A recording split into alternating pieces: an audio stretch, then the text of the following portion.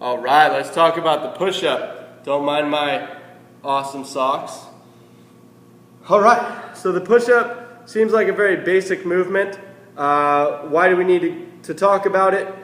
Because there's some setup techniques, some tension techniques that will carry over to every movement that you'll do in training, especially at slower speed movements where you have the time to set up and practice tension and practice your body position.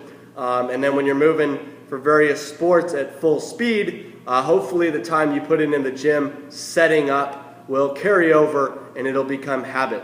And the push-up being a basic gymnastics movement, gymnastics is just the term I would use for any body weight movement, anything without additional external weights.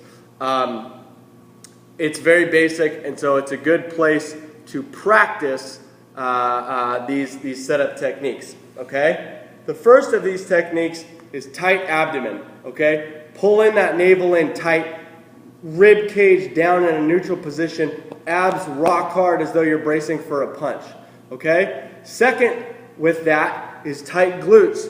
Glutes flex tight, the pelvic floor pulled up, the sphincter pulled up tight, okay? Sounds funny, but what that does in combination with your abdomen being tight and your lower back tense, as what happens when you flex your glutes, is you create a neutral pelvis, you insulate your spine, you protect your vertebrae, you protect your spinal cord, and you put your body in the best position to produce the most amount of force possible. If your pelvis is out of position and your lower back is hyper arched, you have an extensive bend in your back, that's not the best position for your spinal cord to be in and for nerve signals to travel down through your musculature. So your body is weaker. And so you want to practice perfect positions to express force, and the push-up's a great way to do that. So you're always going to have your abdomen tight, your glutes flexed tight, your pelvic floor pulled up tight, your quads will be flexed, and you'll be driving your feet into the ground, flexing your quads, flexing your glutes, flexing your abs. Okay, I have these dumbbells out just because it feels better on my surgery elbow to do them at this angle rather than this angle. But the same characteristics apply as with doing them on the floor, flat ground. Okay, so abs are always tight, glutes are always turned on, pelvic floor pulled up, quads flexed tight. Okay, and with the arms, you're going to want external rotation. Okay, the elbow, the pointy part of the elbow should be pointed more so down towards your feet, and the pit of the elbow, the open side, pointed forward. So if I have my hands forward, external rotation, I'm going to have the back, and my hands are anchored. It's still rotating, bend of the elbow back. Okay, open side of the elbow forward. Okay, no matter how wide I am, I'm always producing that external rotation.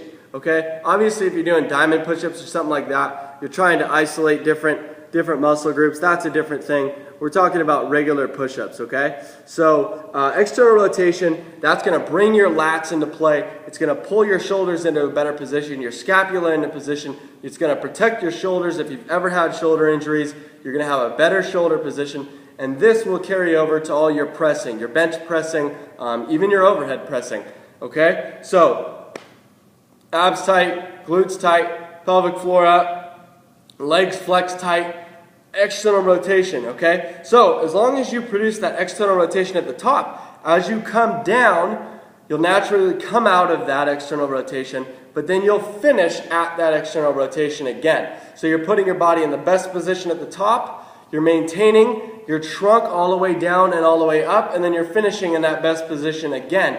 And you're eliminating too much extra motion of the shoulder, too much shoulder rotation. That rep after rep after rep can create problems. You're going to eliminate internal rotation of the shoulder, okay, where you're driving into the soft tissues in the front of your shoulder. And if you've ever had shoulder injuries, you're going to want to stay away from that type of stuff. Even if you're in a shoulder-specific sport, maybe baseball, something like that, where you really got to take care of your shoulders, you want to make sure you do these press moves correctly, whether it's bench press, push-ups, whatever. Okay? So, abs tight.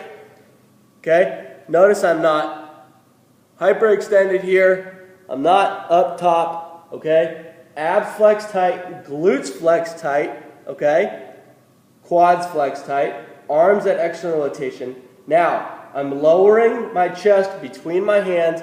I'm keeping my elbows closer to my body rather than letting them come out wide, okay? I don't need, elbows touching your sides like that, but we definitely don't want elbows out to the side, really highlighting and putting that front of that shoulder on fire, okay? We want to keep the hands close to the body. For anybody who's played football, it's like getting inside on the pads, grabbing the pads, driving a guy. It's just the most normal position to push up. We learned this wide angle push up for bodybuilding's sake, and it's just not there's not as much carryover to real life strength, real life movements as much as closer to the body, and again, safer for the shoulder. Okay, so we're close to the bodies, elbows track, the forearms should be straight up and down, okay, so we don't want it back like this. We don't want it out like this where the forearm's at an angle. We want that forearm straight up and down. So what's going to happen is our hands are going to end up further down our torso than you may be familiar with. Okay, so we're all tight, glutes flexed, everything, external rotation. As I come down, to keep that forearm straight up and down, my hands are coming down below my pecs slightly.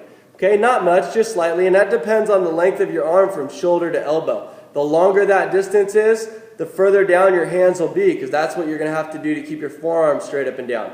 Okay, if you've got a really short upper arm, you can have your hands wider with your forearm still straight up and down. No problem at all. And your hands higher as well. Okay, so your arms are gonna have an influence on where you put your hands, and you just play with that and see what you feel good about. But as long as you're keeping your abs tight, your glutes flexed, your floor pulled up tight, and you're doing the best to get external rotation the whole time, you're going to protect all the joints that are involved the best you can. You also want to not dip your head down like this, and you don't want it pulled back like this. Remember, your spine comes all the way up to your skull, so we want to keep the spine straight all the way through from skull to tailbone. All right, so we're double chinning. We're pulling our head into a flat position straight from the skull down the back. Okay, so you're just a board and your arms are moving. Everything else is rock solid stiff, and then you're just driving your hands through the floor, through the base of your hand, through the outer part of your palm, right there where it lines up with your wrist, nice and solid. Bam, good driving position. Okay, straight up and down.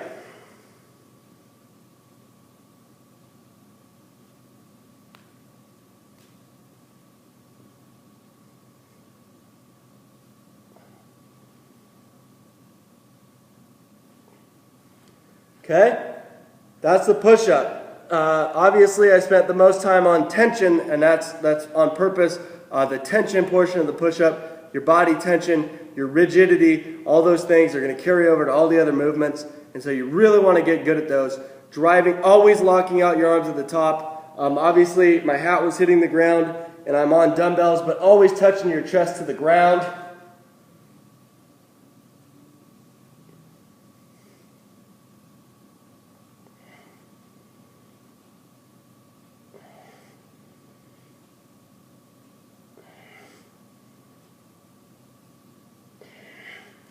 Okay, and when you do those right, and you're really working on the tension, it's a lot harder to do push-ups than if you're not paying attention to that and you're just using your arms and driving. If you're really tensing up your body, it's fatiguing a lot more so than just not giving a damn. Okay, so that's the push-up. It's a long video just for a push-up, but that's how much getting your body in the right position matters. All right, we'll talk to you soon.